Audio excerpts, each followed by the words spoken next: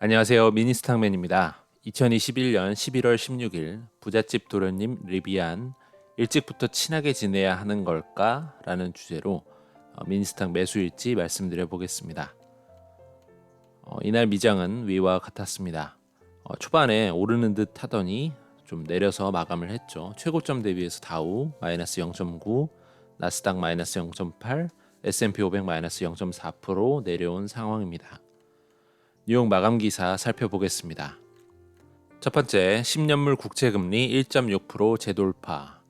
10년물 장기 국채금리가 올랐다는 이야기입니다. 통상 장기 국채금리가 상승하면 사업의 운영상 부채를 많이 빌려서 하고 있는 기술주들, 특히나 변동성이 높은 스몰캡의 기술주가 주가 조정을 많이 받는 편인데요. 현재 흐름은 아직까지는 일부 종목에서 하락은 좀 나와도 전반적으로 그럭저럭 버텨주면서 혹시나 12월에 산타랠리가 가능할까라고 고민되는 그러한 지점인 것 같습니다. 두 번째, 테슬라 하락 지속, 달러트리 14% 급등. 일론 머스크가 주식을 팔까 말까 최근에 여론조사를 했었죠. 그 이후로 실제로 팔아대고 있습니다.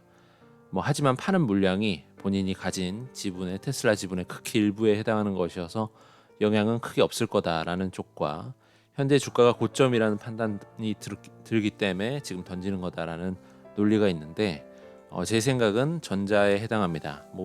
극히 일부기 때문에 영향이 없지 않을까 싶은데요. 사실 둘 다 맞을 수도 있죠. 고점이기도 하고요. 어쨌든 1200달러를 넘겼던 주가는 지금 마이너스 고점 대비 20% 가까이 빠진 1000달러를 사수하면서 왔다 갔다 하고 있습니다. 이날은 특히 달러트리라는 종목이 행동주의 투자자 멘틀 리지라는 사람이 최소 18억 달러, 우리 돈으로 2조 원 이상입니다. 2조 원 이상의 지분을 보유하게 되었다는 발표가 나오면서 14% 급등했습니다. 이 행동주의라는 게 뭐냐면 실제 주주의 권익을 위해서 기업의 지분을 확보를 하는 거죠.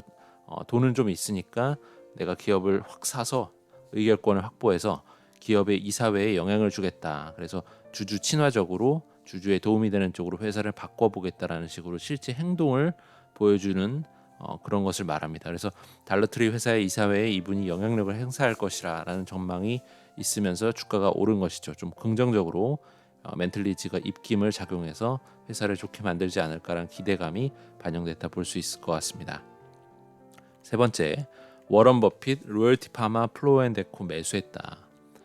버핏 할아버지께서 버크셔 해서웨이 포트에 신규 종목을 편입시켜서 공시가 떴습니다. 고가의 임상약품 실험을 지원하는 로열티 파마라는 회사가 있는데 이 회사 지분을 30만 주 이상 확보했고요.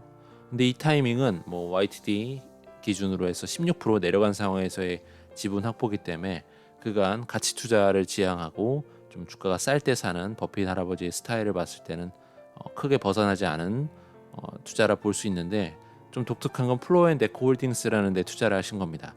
1억 달러를 추가로 투자했다고 하는데요. 이것은 우리 돈을 약 1200억 되는 정도의 금액으로 투자가 된 것이고요. 플로앤데코 홀딩스는 우리가 잘 아는 홈디포와 유사한 성격의 종목입니다. 시가총액은 17조라서 미국 기준으로는 큰 기업은 아닐 수도 있겠죠. 그런데 지난해 80%가 올랐고 올해 40%가 오른 상황에서 어찌 보면 불탁이라 볼 수 있는 버핏의 종목 선정이어서 기존의 스타일과는 조금 다른 느낌의 투자라 판단이 됩니다.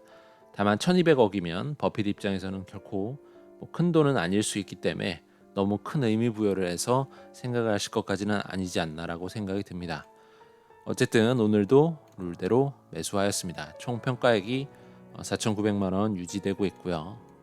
꾸준하게 변함없이 투자하도록 하겠습니다. 디즈니가 계속 부진한 상황이어서 좀 마음이 아프네요. 빌황의 픽을 기대하고 했던 과대 낙폭주 비아콤의 경우도 회복되지 않고 있고요. 마음이 아픕니다. 역시. 그리고 우리 돈나무 누님의 픽인 텔라닥 헬스도 사실 그 픽을 믿고 들어간 것도 좀 있는데요. 부진한 상황이 이어지고 있어서 마음이 좀 아픈 손가락입니다. 크게 디즈니 그리고 AT&T는 배당을 보고 들어가는 것이기 때문에 사실 크게 이슈가 없는데 디즈니, 비아콤 그리고 텔라닥 헬스가 제 아픈 손가락이라고 생각이 좀 드네요. 부킹홀딩스 금일 주문 내역은 부킹홀딩스 1만원, 디즈니 10만원, 알파벳 1만원, 엔비디아 1만원, 스퀘어 2만원, 텔라닥 1만원, AT&T 비자 각 2만 원씩 총 20만 원 매수했습니다. 최근에 IPO를 했던 전기차 신생업체라 볼 수 있는 리비안, 이름이 예쁘죠? 리비안 상장되면서 큰 화제를 몰고 있습니다. 이름만큼 차도 이쁩니다. 여기 보시면 막 되게 그 기능들이 많더라고요. 차 여기 뒷부분에 뭔가를 누르면 픽하고 튀어나오면서 캠핑 때 쓸 수 있는 그릇이랑 컵이랑 이런 것도 들어가는 그런 공간도 나오고 되게 신기하던데, 게다가 리비안이 인기가 있는 이유 중에 하나가 첫 번째 모델로 픽업 트럭을 내세웠습니다. 미국 사람들이 제일 좋아하는 차종의 종류가 픽업 트럭이죠. 그리고 또 놀라운 것은 아마존이 이 회사의 지분 20%를 확보했고요, 초반에. 그리고 F-150로 대표되는 픽업 트럭의 강자죠, 포드도 리비안과 전기차를 선포했기 때문에 경쟁하나 싶었지만 오히려 리비안의 지분을 12%를 확보했습니다. 그러면서 경쟁이라기보다는 너와 나는 한 배야 라는 식의 의인식을 시장 참여자들한테 준 것이 현재 인기에 또 한몫하는 게 아닌가. 포드의 영향, 픽업 트럭의 강자인 포드의 영향도 들어가지 않나 싶어서 또 아마존의 영향도 있고 해서 리비안을 좋게 보는 것이죠. 특히나 아마존의 경우에는 아마존 배송에 운송수단이 필요한데 이것을 리비안으로 하겠다라고 해서 선주문을 이미 꽤나 해놓은 상태죠. 차도 많이 나오지도 않았는데, 양산이 많이 되지도 않았는데 이미 주문이 들어가 있습니다. 실제 증권사 애널리스트 리포트를 봐도 든든한 뒷배로 리비안은 아마존을 가지고 있다라는 표현이 많이 나옵니다.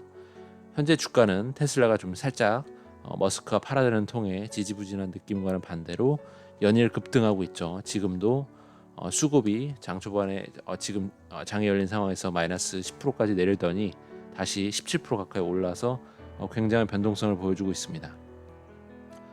과연 테슬라에서도 사이버 트럭을 준비 중인 것으로 알고 있는데 리비안과의 경쟁이 어떻게 될지가 좀 궁금합니다. 개인적으로 미국에 투자하는 이유는 세계 1등 기업의 주주가 되기 위함인데요. 전기차 업체에 투자를 하겠다면 굳이 지금 많이 올라서 테슬라를 사야 되나라기보다는 이제 막 등장해서 테슬라처럼 될 수 있는 리비안을 사야겠다라는 생각을 아마 많이들 하실 수도 있을 것 같습니다. 게다가 테슬라는 이미 너무 커져서 시가총액을 고려하면 아마 마이크로소프트가 시가총액 1위니까 마이크로소프트를 추월한다고 봐도 지금의 2배를 넘기가 쉽지 않지 않을까라는 생각도 하실 수도 있고요. 어쨌든간 제 경우는 오히려 저는 테슬라를 사야겠다는 생각이 좀 더 드는 편입니다. 리비안도 사실 최근 연일 상승하면서 밸류에이션이 이미 5년 후에 밸류에이션을 갖다 쓰고 있다라고 생각이 드는데요. 아직 제대로 양산도 하지 않은 기업이 GM이나 포드의 시총을 넘어섰고 이것이 좀 과한 게 아닌가라는 생각이 좀 듭니다. 근데 사실 이런 멘트는 테슬라 역시도 마찬가지였죠. 테슬라가 주가가 폭발하면서 폭스바겐을 넘어서고 하는 걸 보면서 과연 이게 맞나라고 다들 의심했지만 지금처럼 계속해서 앞으로 뚜벅뚜벅 걸어갔듯이 리비안도 마찬가지가 아닐까라고 싶기도 한데, 역으로 또 테슬라가 있기 때문에 리비안은 또 다르게 생각해야 되지 않나라는 생각이 좀 들고요. 근데 그런 생각이 드는 거죠. 미래를 상상할 때 본격적으로 사람들이 전기차로 본인의 차를 바꾸고 자율주행 시대가 열린다면 그때 1등이 과연 누구일까라는 생각에서 많이들 지금 테슬라에 투자들을 하고 계시는데, 역시나 저 역시도 테슬라가 되지 않을까라는 생각이 좀 듭니다. 전기차 자율주행의 관점에서는 크게 구글의 웨이모가 있을 수도 있고 테슬라의 자율주행이 있을 수도 있는데, 여러 관점에서 구글의 스타일은 비용이 많이 들죠. 라이다를 포함해서 이제 기술이 많이 들어가면서 굉장히 좀 비용이 높아지는 자율주행이고, 테슬라의 경우에는 굉장한 빅데이터를 활용해서 그냥 카메라만 가지고도 지금 시도를 하고 있기 때문에 더 훨씬 빠르게 적용 가능하지 않을까라는 생각이 좀 들고요.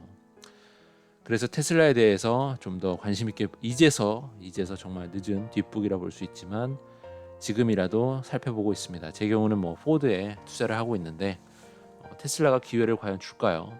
모르겠습니다. 근데 기회를 좀 준다면 조금 모아둔 돈을 넣어볼 계획은 있습니다.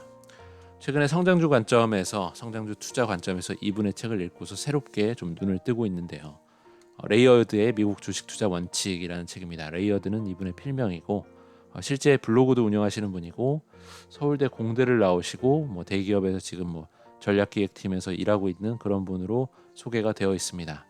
어쨌든 이분이 테슬라를 초창기에 투자하면서 계속 그 심한 변동성을 이겨내면서 집중 투자를 했던 그런 사례들, 본인의 경험들이 잘 녹여진 책입니다. 실제 지금 기준으로 테슬라를 한 3,500주를 들고 있다고 하시는데 계산을 해보니까 한 42억 정도 되더라고요. 뭐 대단한 것 같습니다. 그래서 성장주 집중 투자의 성과를 누리고 싶은 분들은 이분의 책을 읽어보시면 참 큰 도움을 받으실 수 있지 않을까라는 생각이 좀 듭니다. 오늘은 여기까지 하겠습니다. 모두 성공 투자 기원 드리고요. 전기차 섹터 투자하시는 분들 성공하시기를 기원하겠습니다. 오늘도 좋은 하루 되시기 바라며 감사합니다.